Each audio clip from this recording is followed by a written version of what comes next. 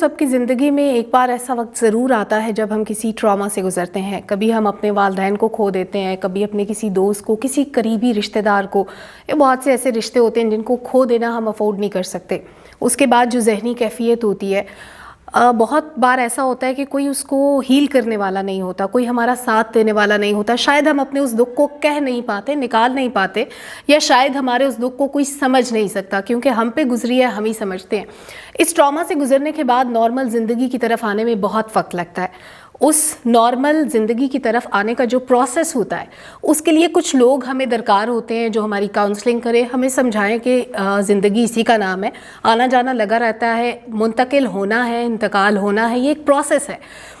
जब हम एक ट्रॉमा से गुजरकर नॉर्मल ज़िंदगी की तरफ आते हैं तो वो कैफियत क्या होती है, हम कैसे ख़ुद को नॉर्मलाइज़ करते हैं, हमारी जहनी हालत किस तरह से बेहतर होती है, इस पर आज हम बात करेंगे। प्रोग्राम है आज रमज़ान स्पेशल पे डॉक्टर खालिद महमूद और मैं हूँ सलमा कौसर। डॉक्टर साहब बहुत शुक्रिया, आज आप हमारे साथ मौजूद हैं।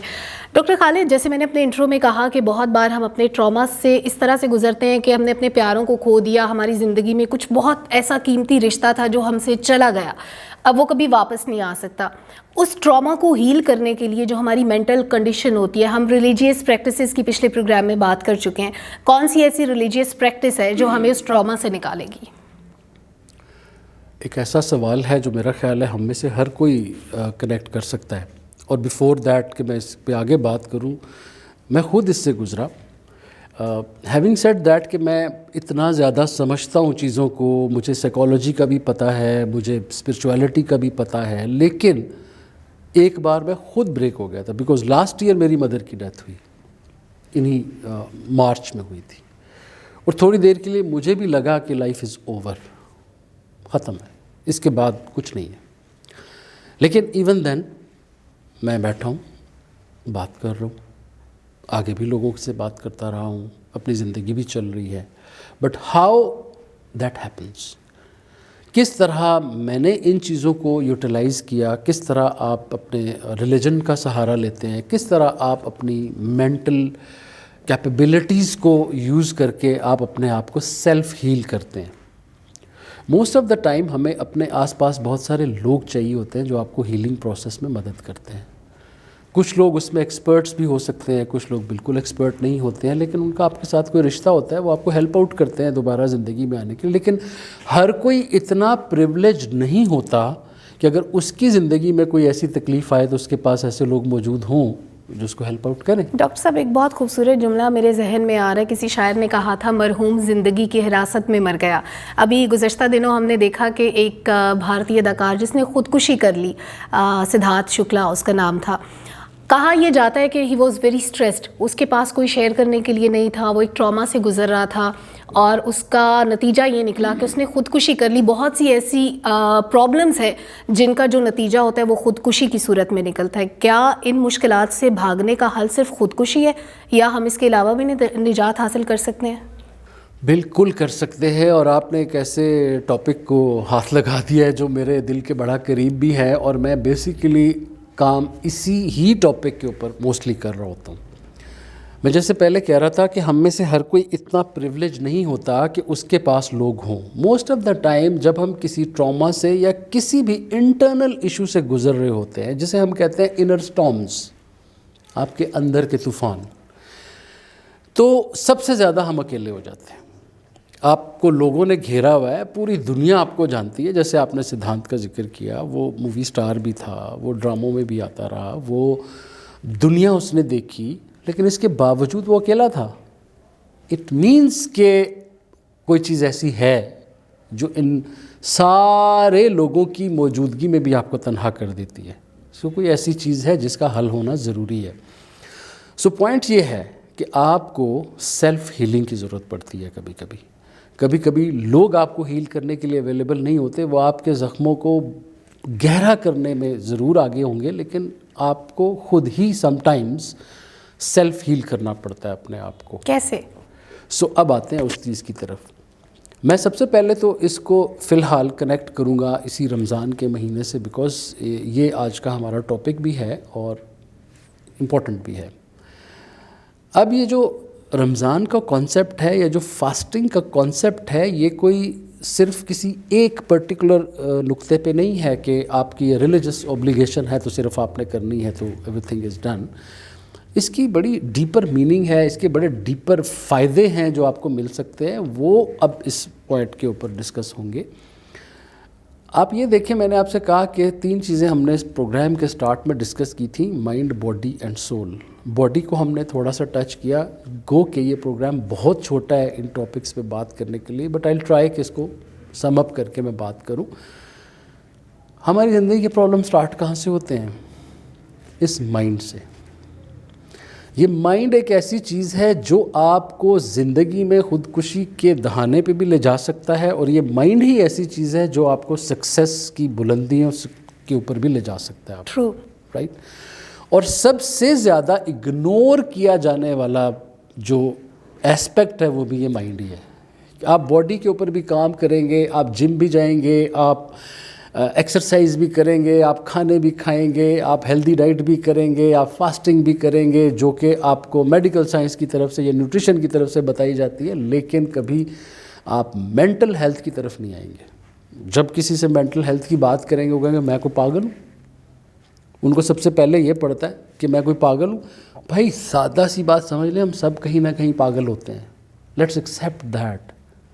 दुनिया का कोई बंदा ऐसा नहीं आया जिसको कभी ज़िंदगी में कोई ट्रॉमा ना हुआ हो, ज़िंदगी में कोई परेशानी ना हुई हो, ज़िंदगी में कोई दुख ना हुआ, उसकी ज़िंदगी में कोई प्यारा गया ना हो, उसका किसी ना किसी फॉर्म में कोई उसको तकलीफ़ ना आई हो। सो हम सब लोग इससे गुजरते हैं। So let's accept first. तो इसको अब एड्रेस किया जाए ना। तो एड्रेस करने का क्या तरीका है कि आपको अपनी थॉट्स को ऑर्गेनाइज करना पड़ता है। जब चीज़ें मेस्ड अप हो जाती हैं ना, जब आपके माइंड की थॉट्स इस तरह हो जाती है कि आपको पता ही नहीं चलता कि आपके अंदर एक इनर स्टॉर्म चल पड़ा है, तूफान आ गया है सोचों का, और आपको कभी कोई थॉट आ रही है, कभी कोई थॉट आ रही है, कोई नेगेटिव है, कोई पॉजिटिव है, कोई सीरीज ऑफ नेगेटिव थॉट्स आपको आ गई हैं। अच्छा, ये जो नेगेटिव थॉट्स जिनका आप जिक्र कर रहे हैं, इसका एक जो पहली सीढ़ी होती है डिस्ट्रैक्शन की, वो समटाइम्स नशा होती है। लोग नशे की तरफ चले जाते हैं, कोई चर्स पीना शुरू कर देता है, कोई शराब पीना शुरू कर देता है। क्या ये जो नशे की आदत पड़ती है स्ट्रेस की वजह से, परेशानी की वजह से, या जो डिफरेंट टाइप की थॉट्स होती हैं, क्या ये स्ट्रेस मैनेजमेंट का कोई आप किसी से भी है? पूछे उसको एस्केप रूट चाहिए। आप किसी भी इंसान से पूछें कि उसको अपने इस दिमाग की थॉट से भागने के लिए कोई एस्केप रूट चाहिए, और उसके लिए ये जितनी भी किस्म के नशे हैं, चाहे उनको मेडिसिन कहें, चाहे आप उन्हें नशावर अद्वियात कह लें, आप कुछ भी कह लें, ये सारे के सारे क्या करते हैं कि इमीडिएटली आपके थॉट प्रोसेस को इंटरप्ट कर देते हैं, आपके माइंड को एक हद तक सुला देते हैं, आपके माइंड के जो कॉन्शियस पार्ट है उसको सुला देते हैं। अब आप अनकॉन्शियस हो जाते हैं। अब यहाँ कॉन्शियस और अनकॉन्शियस को अंडरस्टैंड करना बड़ा ज़रूरी है। याद रखें, हमारी ज़िंदगी जो है 95% अनकॉन्शियसली जी रहे हैं हम लोग, और 5% सिर्फ ज़िंदगी जो हम कॉन्शियसली जी रहे हैं। अब इस कॉन्सेप्ट को बहुत ज़रूरी है समझना किसी भी आगे के डिस्कशन को अंडरस्टैंड करने के लिए। आपका ब्रेन जो है ये फिज़िकल पार्ट है, आपके बॉडी एक फिज़िकल पार्ट है। इसको आप काटें, खोलें, देखें तो वहाँ पे ब्रेन पड़ा हुआ होगा, छोटा सा पीस जो पड़ा हुआ है। अब वो ब्रेन न्यूरॉन्स पे मुश्तमिल होता है, और उसके अंदर जो थॉट्स चल रही हैं, दोज आर दी फ्रीक्वेंसीज। अब वो जो थॉट्स वाला प्रोसेस है उसको हम माइंड कहते हैं, राइट। अब हमारे माइंड के 2 पार्ट्स हैं, एक अनकॉन्शियस और एक कॉन्शियस माइंड। कॉन्शियस माइंड वो होता है जो आप डे टू डे लाइफ चलाने के लिए कंप्यूटर की रैम की तरह इस्तेमाल करते हैं। राइट नाउ मैं और आप बड़े कॉन्शियस बैठे हुए हैं, हम अपने एक एक मूव को सोच के ले रहे हैं, हम अपनी एक एक बात को बड़ा सोच के बात कर रहे हैं। ये हमारा 5% पार्ट है, लेकिन 95% इस वक्त हमारी बॉडी अनकॉन्शियसली ऑपरेट कर रही है। हमारा हार्ट इस वक्त चल रहा है, हम अपने हार्ट को कुछ नहीं कह रहे कि अच्छा अपनी हार्ट बीट को यहाँ पे रखो। हमारी बॉडी का टेम्परेचर ऑटो पे एडजस्ट हुआ हुआ है, हमारा ब्लड प्रेशर ऑटो पे चल रहा है, हमारा स्टमक ऑटो पे काम कर रहा है, हमारी आंखें, हमारे कान, हमारी बॉडी का एक एक हिस्सा अनकॉन्शियसली काम कर रहा है। हम उसको कुछ नहीं कह रहे, ऑटो पे हो रहा है। एक्सेप्ट कि हम जो बातें कर रहे हैं वो बड़ा सोच के कर रहे हैं, और जो बैठे हुए हैं कोशिश कर रहे हैं कि हम बिल्कुल कंट्रोल होकर बैठे, right. So that is a conscious part and rest is the unconscious part. अब अनकॉन्शियस माइंड क्या है? अनकॉन्शियस माइंड आपका एक ऐसा माइंड है जिसके अंदर आपकी तमाम memories, habits, values, rules, beliefs सब कुछ पड़ा हुआ है। सही। और आपकी लाइफ को कंट्रोल क्या करता है? अनकॉन्शियस माइंड कंट्रोल करता है। हमें लग रहा होता है कि हम ये कॉन्शियसली कर रहे हैं, लेकिन बेसिकली हम अनकॉन्शियसली ही डिसीजंस ले रहे होते हैं अपनी लाइफ के अंदर। अब हम जब किसी स्ट्रेस में जाते हैं तो हम क्या चाह रहे हैं, हमारे दिमाग के ऊपर ये जो थॉट्स का एक बम्बार्टमेंट हो गया, इसको किसी तरीके से रोकें ताकि हम पीस में चले जाएं। उस पीस में जाने के लिए जो हमें शॉर्टेस्ट पॉसिबल रूट नज़र आता है वो ये आता है कि कोई नशा कर लें, कोई मेडिसिन ले लें, हम सो जाएं। तो क्या कर रहे हैं कि हम उस कॉन्शियस माइंड को किसी ना किसी तरह कंट्रोल करने की कोशिश कर रहे हैं, और जब वो कंट्रोल हो जाए तो अनकॉन्शियस माइंड खुल के सामने आ जाता है। अब कोई बंदा शराब पीता है तो आप देखेंगे एकदम बहादुर हो जाता है, उसको सारा डर निकल जाता है और जो उसके अंदर होता है वो निकल, क्योंकि अब उसने जो अनकॉन्शियस के ऊपर कॉन्शियस माइंड बैठा हुआ है उसको साइड पे कर दे, अनकॉन्शियस जो है वो खुल के सामने आ गया। अब अनकॉन्शियस के अंदर क्या पड़ा हुआ है, ख्वाब पड़े हुए हैं, डिज़ायर्स पड़ी हुई हैं, वांट्स पड़ी हुई हैं, वाइल्ड एक किस्म की जो आपकी पर्सनैलिटी के पार्ट्स हैं वो पड़े हुए हैं, वो सारे के सारे खुल के सामने आते हैं एंड यू फील के मैं बड़े मज़े में हूँ। अच्छा, ये तो हमने नेगेटिव एस्पेक्ट को डिस्कस कर लिया, लेकिन जैसे रमज़ान स्पेशल है तो हम रोज़े का जिक्र कर रहे हैं। जब हम रोज़ा रखते हैं तो राइट डायरेक्शन में किस तरह से चीज़ें जाती हैं और हमारा माइंड बहुत सारी बुराइयां जिसके बारे में हम सोच रहे होते हैं, समटाइम्स नशा जो कि एक अनहेल्दी एक कोपिंग मैकेनिज्म है हमारे स्ट्रेस के लिए, तो स्ट्रेस मैनेजमेंट में रोज़ा कितना हेल्पफुल अब है? मैं उस तरफ आ रहा था। अब बात यह है कि आपने एक स्टेप लिया, जो आपने रोज़ा रख लिया। अब रोज़ा क्या करता है कि वही जो 10 से एक्चुअली ब्रेन को जो फ्यूल मिल रहा है एक्चुअली उसको ऑपरेट करने के लिए, वो फ्यूल भी तो आपकी खुराक से ही आ रहा है। ट्रू। वो आपके ब्लड की जो सर्कुलेशन है उसके थ्रू उसमें जा रहा है, राइट। जिस तरह उसमें ग्लूकोज आ रहा था तो ब्रेन को भी वो चाहिए एज इट इज़। अब उसके अंदर जो हमारी अनहेल्दी हैबिट्स हैं वो सारे के सारी रोल प्ले करती हैं ब्रेन को प्लूट करने में, आपके माइंड को प्लूट करने में। जब आपकी बॉडी को 10 से 12 घंटे का गैप मिलता है तो वो सारे का सारा प्रोसेस जो आपके बाकी बॉडी पार्ट्स में हो रहा है वो ब्रेन में भी जा रहा है, राइट। तो आपका ब्रेन भी डिटॉक्सिफाई होना शुरू हो जाता है। आपका ब्रेन भी अब उसको एक ऐसा पीस ऑफ, एक ऐसा पोर्शन कह लें या एक ऐसा टाइम मिल जाता है जिसके ऊपर अब वो भी कामनेस की तरफ जाता है, ठीक, राइट। अब आप ब्रेन के इस को अंडरस्टैंड करने के लिए पहले ये देखें कि उसके अंदर चल क्या रहा है। उसके अंदर 2 तरह के इमोशंस चल रहे होते हैं, एक नेगेटिव होते हैं, एक पॉजिटिव होते हैं।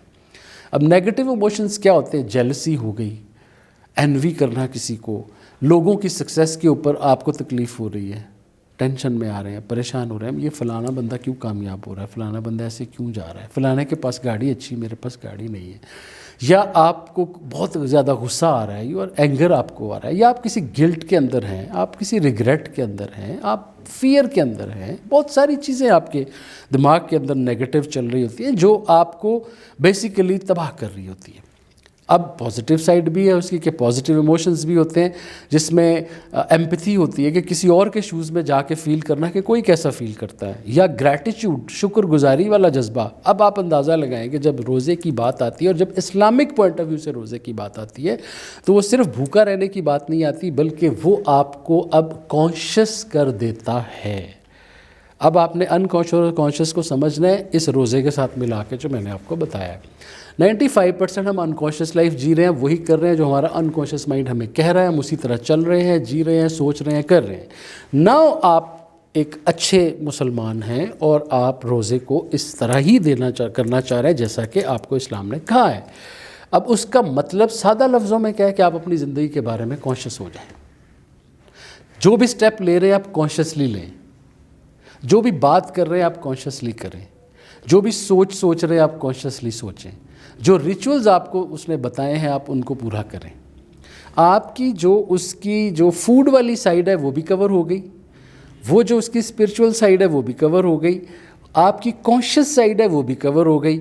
आपके ब्रेन को और माइंड को जो एक प्रॉपर रेस्ट चाहिए वो भी मिल गया। आप अनकॉन्शियस से निकल के कॉन्शियस भी हो गए। अब मैं झूठ बोलना चाह रहा हूँ लेकिन मैंने रोज़ा रखा हुआ है तो मैं कहूँगा नहीं यार, तो आई एम कॉन्शियस। मेरा दिमाग अब किसी उल्टी साइड पे जाने लगा है तो मैं फ़ौरन कहूँगा यार मैं रोज़े में हूँ, मैं फिर कॉन्शियस हो जाऊँगा। मैं किसी को तकलीफ़ देने लगा हूँ, मेरा फिर मुझे सवाल आएगा नहीं यार मैं रोज़े में हूँ। इमेजिन कि आपने एक ऐसा सिस्टम फिट कर लिया अपने अंदर कि जो भी काम आप अनकॉन्शियसली पहले लाइफ में करते थे अब आप कॉन्शियसली करेंगे। यानी हमारी बॉडी अगर हमारे ब्रेन से ऑपरेट हो रही है तो रोजे के मुतालिक हम कह सकते हैं it's a brain management system. Exactly, what a beautiful word you have used, मेरे भी दिमाग में नहीं था। Thank you so much sir, आपने दरिया को कूजे में बंद कर दिया। बहुत खूबसूरत डिस्कशन रही। इसके साथ ही आज के सेशन को हम क्लोज करेंगे। एक और टॉपिक, एक और एपिसोड के साथ हाजिर होंगे। अब तक के लिए इतना ही। अल्लाह हाफिज।